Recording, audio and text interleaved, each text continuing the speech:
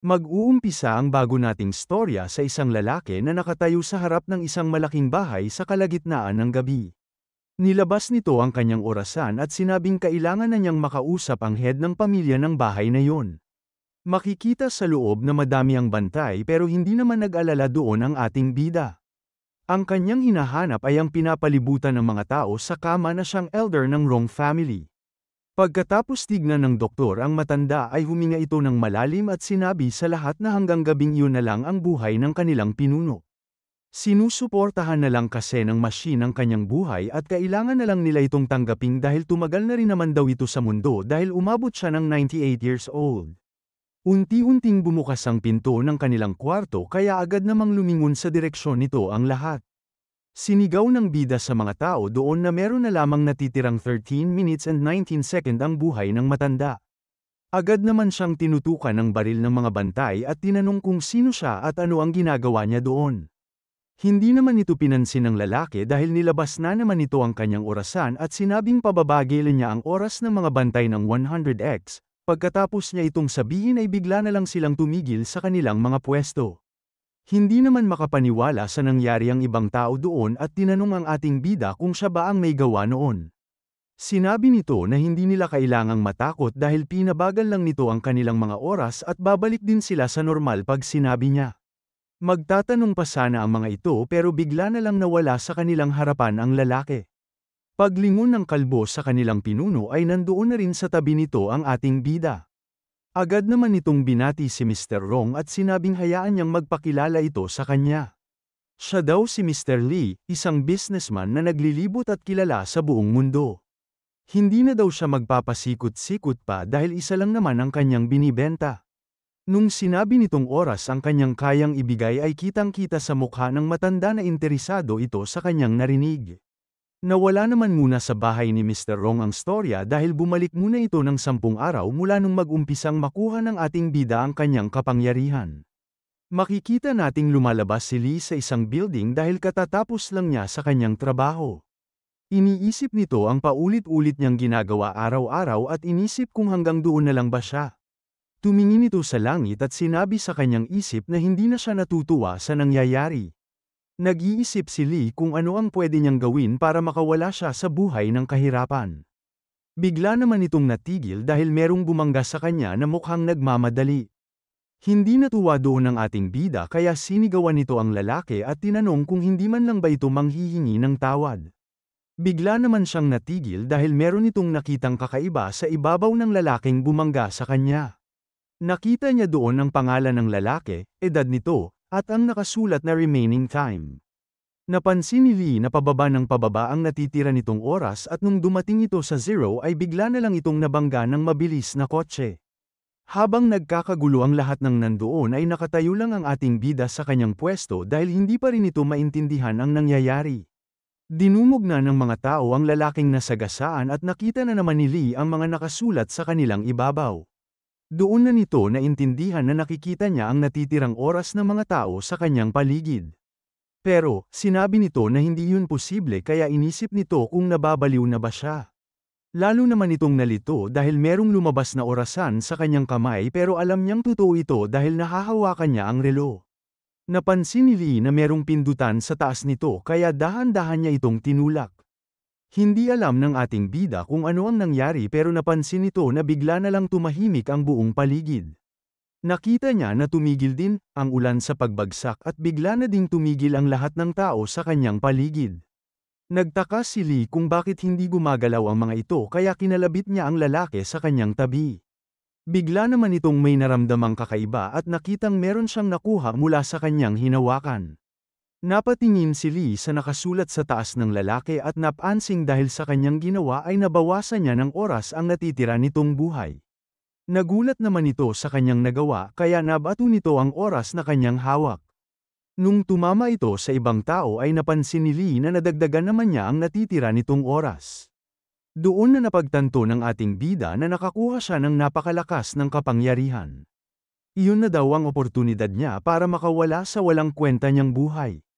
Habang naglalakad pa uwi ay inisip niya ang kanyang mga kayang gawin at sinabi ng kaya niyang kontrolin ang oras sa kanyang paligid at ang oras na meron ang mga tao. Alam ni Lee kung gaano ito kaimportante dahil sinusubuhan ng lahat ng tao ang lahat para lamang tumagal ang kanilang mga buhay. Kaya, ang naisip nitong gawin ay maging isang salesman ng oras para sa lahat ng mayroong kailangan nito. Makalipas ang ilang sandali ay nakadating na din sa kanyang apartment ang ating bida. Makikita nating busy ito sa kanyang lamesa dahil meron itong sinusulat. Bigla namang itong napatingin sa may pinto dahil narinig niya merong dumadating. Pumasok doon ang babae niyang roommate at sinabing kailangan agad niyang magpalit dahil inabutan siya ng malakas na ulan. Hindi naman nagsalita ang ating bida at tumingin lang ito ng kakaiba kay Yang. Napansin na din ng babae si Lee at nag-sorry sa ginawa niyang ingay dahil hindi niya alam na nandoon pala ang ating bida. Sinabi naman sa kanya ni Lee na hindi niya kailangang humingi ng tawad dahil hindi naman masyadong importante ang kanyang ginagawa. Dahil doon ay tahimik nang umalis si Yang para magpalit. Habang maglalakad sa kanyang kwarto ay inisip nito ang status ng walang kwenta niyang roommate.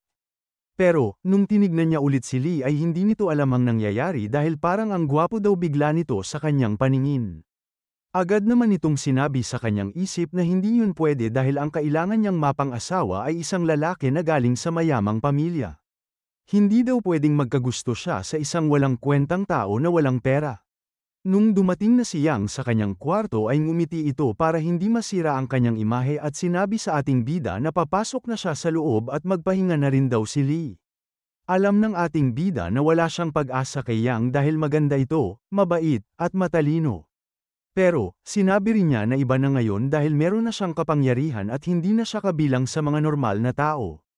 Ilang oras niyang inisip ang lahat ng pwedeng mangyari at sinulat ito sa isang kontrata para sa pag-buy and sell ng oras. Ang kailangan na lang daw niyang gawin agad ay hanapin ang una niyang customer. Kinabukasan ay pumunta sa isang mataong lugar ang ating bida para maghanap ng tao para sa kauna-unahan niyang deal. Inisip nito na hindi siya pwedeng pumalpak dahil nilabas niya ang lahat ng natitira niyang pera sa bangko para dito. Tinitignan ni Lee ang lahat ng taong dumadaan at binabasa nito kung gaano kadami ang natitira nilang oras. Lumipas na ang maraming sandali pero hindi pa rin nakakakita ang ating bida ng tao na may sobra-sobrang oras. Paalis na sana si Lee sa lugar na yun para lumipat pero narinig nito ang isang lalaki na merong kausap sa cellphone. Sinabi nito na hindi na kailangang mag-alala ng kanyang kausap dahil mabibili na ng lalaki ang gusto nitong regalo dahil meron na siyang bagong trabaho. Bigla naman itong nagulat dahil sinigawan siya ng kanyang boss at sinabing bumalik na siya sa kanyang trabaho ngayon din. Habang tumatakbo pabalik ang lalaki ay tinitignan siyang mabuti ng ating bida. Ang pangalan nito ay Baron Zing, 21 years old at meron pa siyang mahigit 65 years na natitirang oras. Dahil doon ay ngumiti si Lee at sinabi sa kanyang sarili na nahanap na din niya sa wakas ang una niyang customer. Nung matapos na ang shift ni Zing ay inabot na sa kanya ng kanyang boss ang sahod niya sa araw na yon. Binilang niya ito at napansin na hindi pa rin ito sapat para sa bibilhin niyang regalo. Pero, masaya pa rin itong sinabi na ayos lang yun at gagawa na lang niya ito ng paraan at magtatrabaho pa ng mas masipag. Pagdating ni Zing sa isang kainan ay umorder agad ito ng kanilang pinakamurang pagkain. Bumagsak ito sa bakanteng upuan at sinabing ramdam na ramdam niya ang pagod sa araw na yon. Bigla naman siyang napaupo ng maayos dahil narinig nitong bumagsak ang bag ng ating bida sa kanyang lamesa. Nung umupo sa kanyang harapan si Lee ay tinanong nito kung sino siya at ano ang kanyang kailangan. Hindi naman ito agad sinagot ng ating bida dahil pinabagal na muna niya ang oras ng mga tao doon ng 100x. Nung nakita ni Zing na parang tumigil ang mundo ay kinakabahan itong tumayo at tinanong kung ano ang nangyayari. Sinabi ni Lee sa lalaki na kailangan niyang kumalma dahil pinabagal lang naman niya ang oras ng mga tao doon maliban sa kanilang dalawa. Lumayo ito sa ating bida at kabadong tinanong kung bakit siya nito nilapitan. Sinabi sa kanya ng ating bida na bago ito magpaliwanag ay kailangan muna niyang magpakilala. Tumayo ito sa kanyang harapang at sinabing pwede siya nitong tawaging time merchant. Tinawag nito ang buong pangalan ni Zing at sinabing matagal na siyang naglilibot sa buong mundo para bumili at magbenta ng oras. Nagulat naman doon ang lalaki kaya tinanong nito si Lee kung paano niya nalaman ang kanyang pangalan. Hindi naman na nagsalita ang ating bida dahil tinaas na lang nito ang kanyang kamay para ipakita sa lalaki ang natitira niyang oras. Kitang-kita sa mukha ni Zing ang takot dahil hindi nito alam kung totoo ba ang mga sinasabi ng kanyang kausap. Sinabi sa kanya ni Lee na hindi niya kailangang matakot dahil totoo ang lahat ng kanyang nakikita at tinanong kung gusto ba niyang magbenta ng oras. Naalala ni Zing na kailangan talaga niya ng pera kaya tinanong nito kung magkano niya ito bibilhin sa kanya. Habang binubuksan ang kanyang suitcase ay sinabi sa kanya ni Lee na kailangan niya itong itapat sa kanyang sweldo. Pero, dahil estudyante pa lang si Zing at puro lang ito racket ay bibilhin na lang daw niya ang isang taon ng kanyang buhay sa halagang 300,000. Tumayo lang doon ang lalaki dahil hindi ito makapaniwala sa presyong sinabi sa kanya ng ating bida. Kahit daw kasi ang mga normal na taong matagal nang nagtatrabaho ay hindi madaling maipan ang perang iyon ng isang taon. Nung napansin na ni Lee na malapit na niyang makuha ang loob ng lalaki ay bigla itong naglabas ng papel. Sinabi nito na kung buo na talaga ang loob niya para magbenta ay kailangan niyang pumirma sa time trading contract. Matagal nag-isip doon si Zing kaya sinabi sa kanya ng ating bida na kung hindi pa siya handa ay bibigyan muna siya nito ng sapat na oras. Aalis na sana doon si Lee pero bigla na lang sumigaw ang lalaki at sinabing ibebenta na niya sa time merchant ang isang taon ng kanyang oras. Nung narinig yun ng ating bida ay ngumiti na lang ito dahil nasunod ang lahat ng kanyang plano ng walang problema. Nilapag nito ang kontrata sa lamesa at sinabi kay Zing na sa kanya na ang pera pag pumirma siya ngayon. Dahil sa pangangailangan ay wala nang nagawa ang lalaki kaya sinulat na nito ang kanyang pirma. Pagkatapos itong gawin ni Zing ay nagulat ito dahil bigla na lang umilo ang kontrata. Nakita na din ni Lee ang oras na umalis mula sa katawan ng lalaki na papunta sa kanya. Para makasigurado ay tinignan ulit nito ang natitirang oras ng kanyang customer. Nung nakumpirma na ito ng ating bida ay sinabi nito kay Zing na tapos na ang transfer ng oras. Pinitik na din ito ang kanyang daliri para bumalik sa normal ang takbo ng oras para sa mga taong nandun. Tumayo si Lee sa kanyang upuan para ailapit kay Zing ang suitcase na puno ng pera at sinabing salamat sa transaction. Hindi pa rin makapaniwala doon ang lalaki pero inisip nito na mabibili na niya ang Reg Along pinag-iipunan niya at pwede pa niyang bilhin ang gusto niyang laro at sapatos na matagal nang gusto. Bago umalis ang ating bida ay inabot nito kay Zing ang kanyang card at sinabing kung gusto pa nitong magbenta ng oras ay tawagan lang siya nito. Kukunin na sana ito ng lalaki pero bigla na lang niya itong tinihil. Sinabi nito kay Lee na nawala na siya ng isang taong oras kaya hindi na niya pwedeng ulitin pa yun. Alam ng ating bida na hahanap-hapan nito ng lalaki kaya nilapag lang nito ang kanyang card sa lamesa. Nung makaalis ay halata sa itsura ni Lee ang saya dahil maganda ang kauna-unahan niyang deal. Pumunta ito sa isang coffee shop para doon magpahinga at hanapin ang susunod niyang customer. Habang umiinom ng kape ay inisip nito na ang oras ang pinakaimportanteng bagay sa mundo at kaya na niya itong kontrolin ngayon.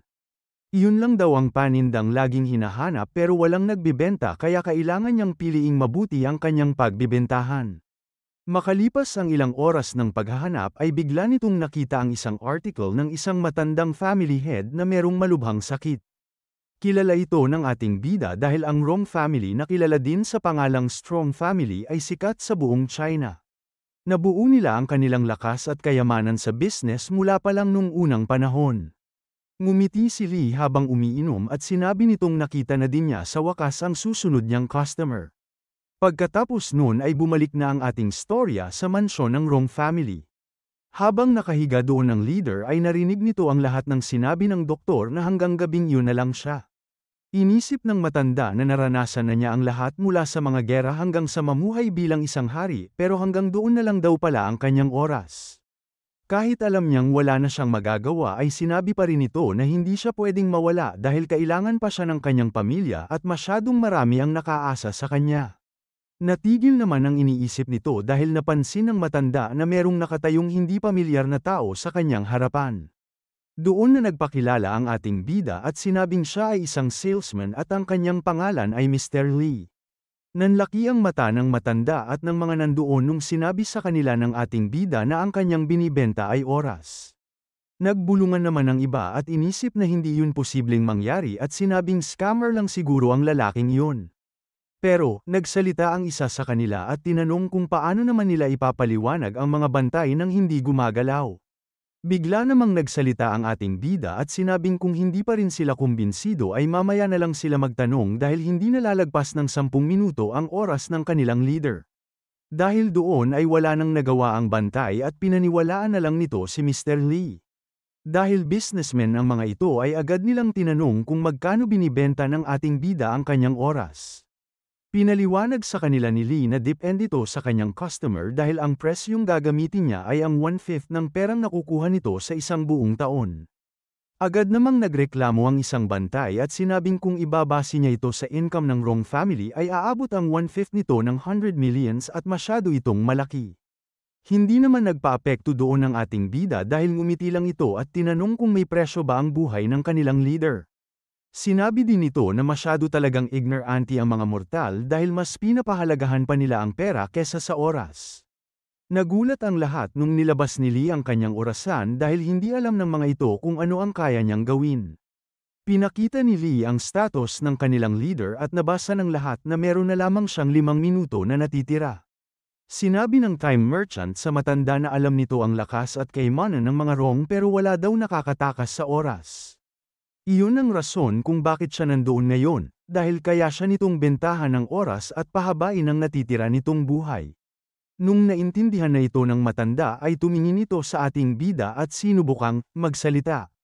Dahil hindi nila ito marinig ay agad siyang nilapitan ng kanyang pamangkin at tinanong kung ano ang gusto nitong sabihin.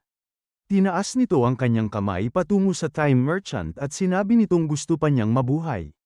Dahil sa narinig ng lalaki ay sinabi nito sa ating bida na gusto nilang bumili ng isang taong oras para sa kanilang leader.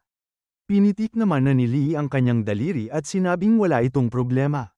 Pinakita niya kay Mr. Rong ang kontrata at sinabing ang kailangan na lang niyang gawin ay pumirma dito, dahil hirap ng gumalaw ang leader ay nagpresenta na lang ang kanyang pamangkin para sa pirma.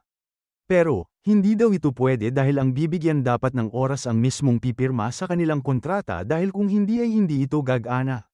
Nung nakita ng leader na meron na lamang siyang 40 seconds ay ginamit nito ang lahat ng kanyang lakas para tumayo. Sinabi nito na meron pa siyang mga kailangang gawin at higit sa lahat ay gusto pa niyang mabuhay. Dahan-dahan itong tumayo at nung halos 3 segundo na lang ang natitira ay umabot ito sa pagpirma. Pagkasulat niya ay bigla na lang umagos ang lahat oras sa kanyang katawan. Nakita din ito ng lahat ng nandoon kaya wala na silang magagawa kundi ang maniwala sa ating bida. Nung natapos na ito ay pinakita na sa kanila ni Lee ang bagong status ng Rong family leader. Tinanggal na ng matanda ang kanyang life support at inisip na gaman talaga ang kanyang pakiramdam. Masaya siyang binati ng time merchant at sinabing matangumpay ang kanilang transaction. Agad naman itong nilapitan ng kanyang mga pamangkin at tinanong nila ang kanilang uncle kung kamusta ang kanyang pakiramdam. Hindi pa rin makapaniwala sa nangyari ang matanda at dahan-dahan itong sinabi na kahit ganun pa rin ang kanyang itsura ay parang bumalik ng ilang taon ang kanyang pakiramdam. Damang-dama nito ang lakas na dumadaloy sa kanyang katawan at inisip na yun pala ang kapangyarihan ng oras. Bigla namang nagsalita si Lee para batiin ulit ang matanda at sinabing wag niyang sayangin ang binili niyang oras.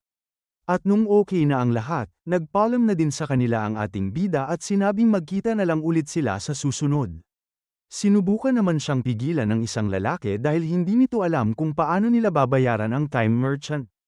Pero, hindi na ito umabot dahil pagtingin nito sa pinto ay wala na doon ang ating bida. Ang nakita na lang nito ay ang isang pirasong papel na lumulutan sa gitna ng kwarto. Doon nakasulat ang bank account details ng time merchant at sinabing doon na lang nila ilagay ang bayad at inaasahang hindi siya lolokohin ng mga ito.